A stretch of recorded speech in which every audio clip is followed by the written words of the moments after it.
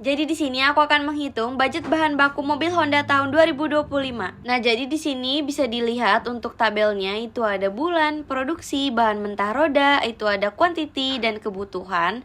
Lalu ada bahan mentah lampu, bahan mentah sasis, bahan mentah mesin, bahan mentah kaca, dan bahan mentah interior. Nah, lalu untuk produksinya ini diambil dari anggaran produksi sebelumnya. Lalu bahan mentah roda, kuantitinya itu ada 4 karena roda mobil itu ada 4. Nah, kebutuhan ini diperoleh dari produksi dikali quantity. Nah, abis udah dikalikan produksi dikali quantity, lalu dijumlahkan, jumlah kebutuhannya itu ada 25.840. Selanjutnya bahan mentah lampu, kuantitinya itu ada 10. Penghitungnya masih sama, kebutuhan itu diperoleh dari produksi dikali quantity dan dijumlahkan hasilnya 64.600. Lalu ada bahan mentah sasis, itu kuantitinya 1, jumlahnya 6.460.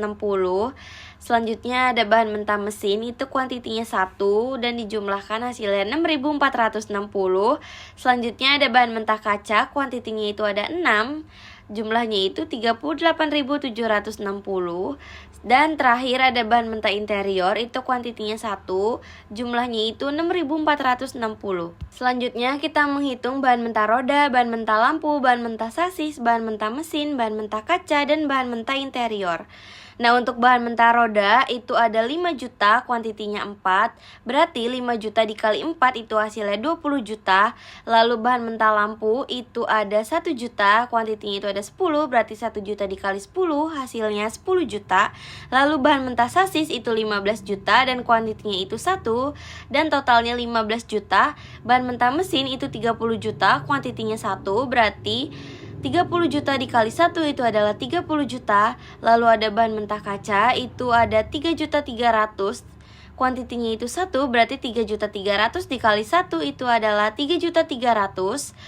Dan terakhir ada bahan mentah interior itu 20 juta, kuantitinya 1, berarti 20 juta dikali 1 hasilnya 20 juta. Dan dijumlahkan hasilnya 93.300.000. Selanjutnya kita menghitung biaya tenaga kerja langsungnya. Di sini tabelnya ada bulan, produksi atau unit, jam kerja per unit atau DLH, lalu ada total jam kerja, UMR Jakarta tahun 2025, Jakarta kerja per bulan, upah per jam, dan biaya tenaga kerja langsungnya. Nah, di sini karena kita produksi atau unitnya itu udah ada dari tabel sebelumnya, jadi kita langsung masukin aja. Lalu jam kerja per unitnya ini kita cari DLH-nya kira-kira berapa, dan aku mendapatkan 30 untuk DLH-nya.